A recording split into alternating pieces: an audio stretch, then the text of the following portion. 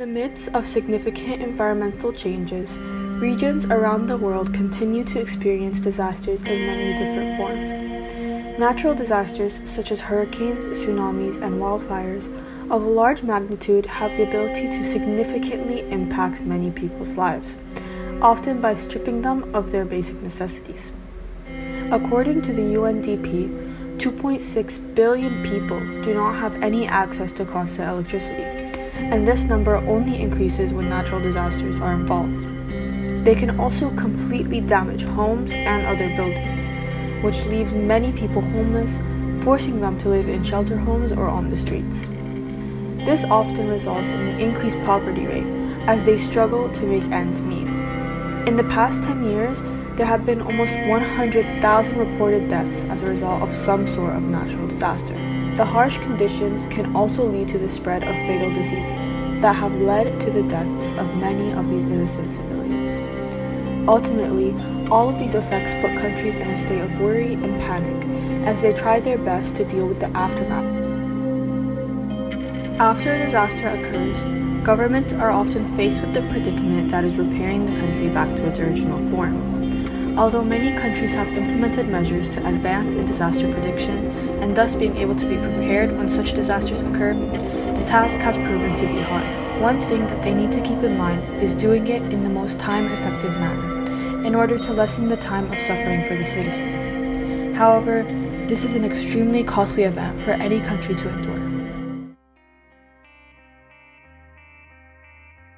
Disasters can occur for many different reasons, some being natural and other as a result of certain changes that have happened to the world in recent years. According to earthtimes.org, there are 3 types of natural disasters: those which are weather-related, those caused by the movements of the earth, and those which come following a preceding natural disaster. The natural disasters that happen because of weather changes have become more prevalent as global warming has arisen in the world.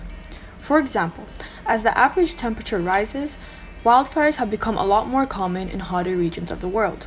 With this in mind, many natural disasters still occur because of natural movements of tectonic plates under the ground, often causing an earthquake.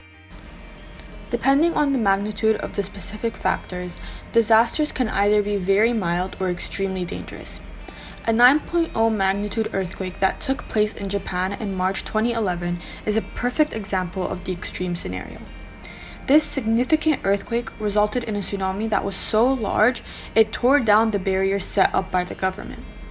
This tsunami tore through multiple cities, killing thousands of people and even causing damage to nuclear reactors in the region.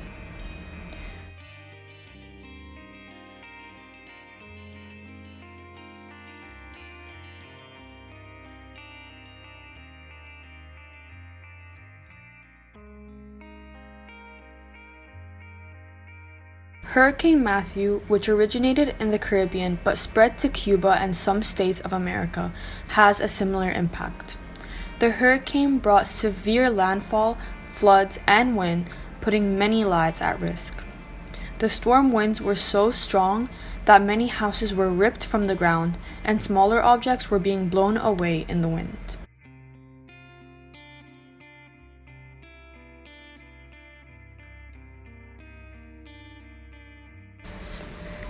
Since it is virtually impossible in the modern day to control the formation of a natural disaster, the majority of technological reforms are focused on after the disaster has occurred.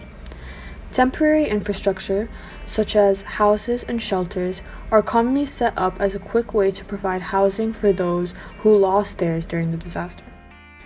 Many countries also decide to create new and improved drainage systems which can help aid in the removal of water, either from a tsunami or flooding from intense rainfall.